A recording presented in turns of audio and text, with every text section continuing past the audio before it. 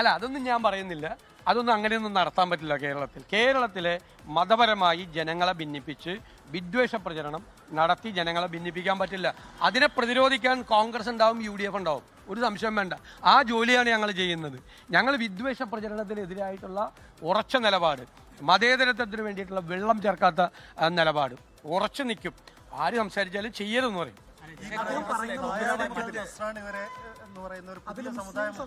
അതൊക്കെ ഇതിനു മുമ്പും പറഞ്ഞല്ലോ, ഇന്നും പുതിയ മുദ്രാവാക്യമൊന്നും അല്ലല്ലോ. ഇതിനു മുമ്പൊക്കെ പറഞ്ഞിട്ട് ഇത് എവിടെ നിൽക്കുന്നത് ഇവരെല്ലാം നവോത്ഥാന പ്രസ്ഥാനം ഉണ്ടാക്കി, എന്തോരം നവോത്ഥാനമാണ് ഇവരെല്ലാവരും കൂടി നടത്തിയത്. ഇതൊക്കെ നമ്മൾ കേട്ട് പരിചയിപ്പിച്ച സംഭവങ്ങളാണ്. ഇവർക്ക് ആർക്കും ഒന്നും ചെയ്യാൻ പറ്റില്ല. വിദ്വേഷ പ്രചരണം നടത്തുന്ന എല്ലാവർക്കും കേരളം ചുട്ട മറുപടി കൊടുക്കും. ചുട്ട മറുപടി. ഞാനത് എൻ്റെ 2016 എൻ്റെ അനുഭവമാണ്. എല്ലാ വർഗീയ ശക്തികളും വന്ന് എന്നെ പരാജയപ്പെടുത്താൻ വേണ്ടിയിട്ട് വ്യാപകമായ വർഗീയ പ്രചരണം നടത്തിയപ്പോൾ ജനങ്ങൾ കൊടുത്ത മറുപടിയാണ്. ഞാൻ പന്നിയൻ രവീന്ദ്രനെ തോൽപ്പിച്ചപ്പോൾ 11,000 വോട്ടിൻ്റെ ഭൂരിപക്ഷം ഉണ്ടായിരുന്നു 2011. 2016 എനിക്ക് 20,000. അന്ന് ഫ്രണ്ടാണ്, LDF ഫ്രണ്ടാണ്. എൻ്റെ ഭൂരിപക്ഷം 11 നിന്ന് 20.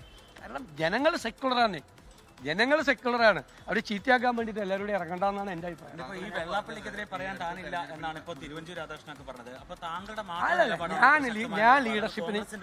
ഞാൻ ലീഡർഷിപ്പിൽ നിൽക്കുന്ന ആളല്ലേ. എൻ്റെ നിലപാട് പാർട്ടി നിലപാടല്ലേ.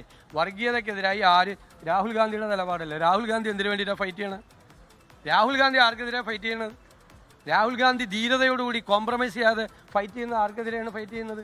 വർഗീയതയ്ക്കെതിരായിട്ടാണ് ഫൈറ്റ് ചെയ്യുന്നത്. നോ കോംപ്രമൈസ് എന്നാ പറഞ്ഞേക്കണത്. ഞങ്ങളുടെ നേതാവാണ് അദ്ദേഹം, മനസ്സിലായി. അപ്പൊ കേരളത്തിൽ അത് തന്നെയാണ്, നോ കോംപ്രമൈസ്.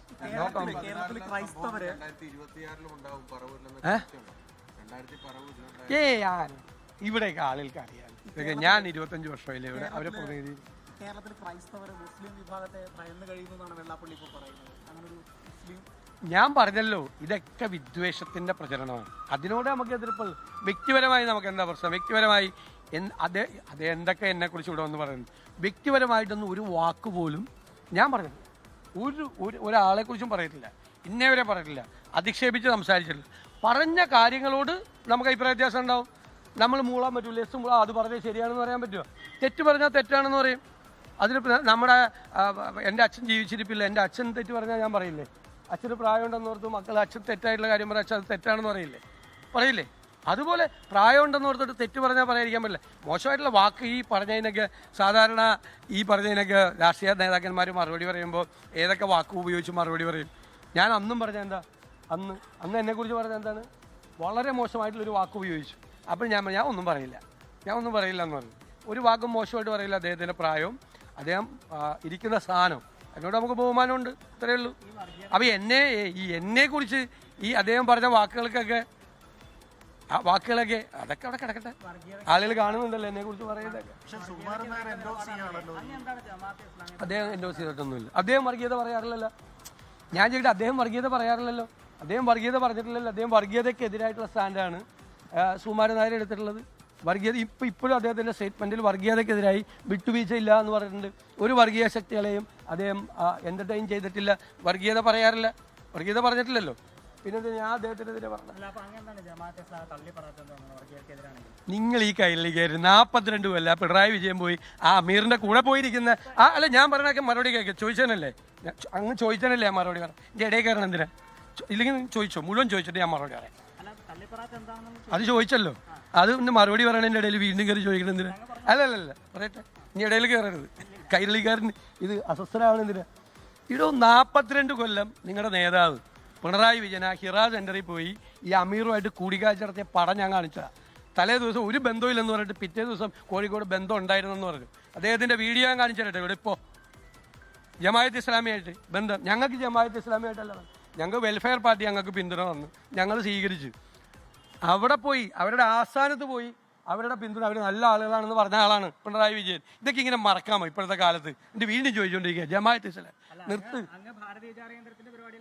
ഞാൻ പോയി ഭാരതീയ വിചാര കേന്ദ്രത്തിന് പറയാം. ഭാരതീയ വിചാര കേന്ദ്രത്തിന്റെ പരിപാടിക്ക് ഞാൻ പോയി. എന്താണ്? സ്വാമി വിവേകാനന്ദനെ കുറിച്ച് അദ്ദേഹത്തിന്റെ പേര് പരമേശ്വരൻ, പി പരമേശ്വരൻ ഒരു പുസ്തകം. ആ പുസ്തകത്തിന്റെ തൃശ്ശൂർ പുസ്തകം റിലീസ് ചെയ്ത് ഞാനാണ്. അതിനു മുമ്പ് തിരുവനന്തപുരത്ത് ഒരാൾ റിലീസ് ചെയ്ത പുസ്തകം അതാരാന്നറിയ VS അച്യുതാനന്ദൻ. നാണമുണ്ട് നിങ്ങൾക്ക്? നാണം ഈ ചോദിക്കുന്നതിന് നാണമുണ്ട്? VS അച്യുതാനന്ദൻ തിരുവനന്തപുരത്ത് റിലീസ് ചെയ്ത അതേ പുസ്തകം തൃശ്ശൂർ എന്നെ കൊണ്ട് റിലീസ് ചെയ്യിച്ചു. അന്ന് എൻ്റെ പേര് ശുപാർശ ചെയ്തത് ശ്രീ MB വീരേന്ദ്രകുമാറാണ്. ഞാനും അദ്ദേഹവും തമ്മിലൊരു ഡൽഹിയിലേക്കൊരു ഫ്ലൈറ്റ് യാത്ര നടത്തിയപ്പോൾ ഞങ്ങളുടെ 3 മണിക്കൂർ സംഭാഷണം സ്വാമി വിവേകാനന്ദനെ കുറിച്ചായിരുന്നു. അപ്പോൾ അദ്ദേഹത്തെയാണ് ബുക്ക് റിലീസ് ചെയ്യാൻ തൃശ്ശൂർ അവർ വിളിച്ചത്. അപ്പോൾ അദ്ദേഹം പറഞ്ഞു അദ്ദേഹത്തിന് സമയമില്ല, ഞാനൊരു ആളെ പറഞ്ഞുതരാമെന്ന് പറഞ്ഞു വിവേകാനന്ദനെ കുറിച്ച് പറയാൻ. എന്നിട്ട് എന്നോട് അദ്ദേഹം തന്നെ എന്നോട് വിളിച്ചു, ഒരു പരിപാടി പങ്കെടുക്കണം. ഞാൻ അന്വേഷിച്ചു ഭാരതീയ വിചാരം. അപ്പോൾ തിരുവനന്തപുരത്ത് ഈ ബുക്ക് റിലീസ് ചെയ്തത് VS അച്യുതാനന്ദനാണ്.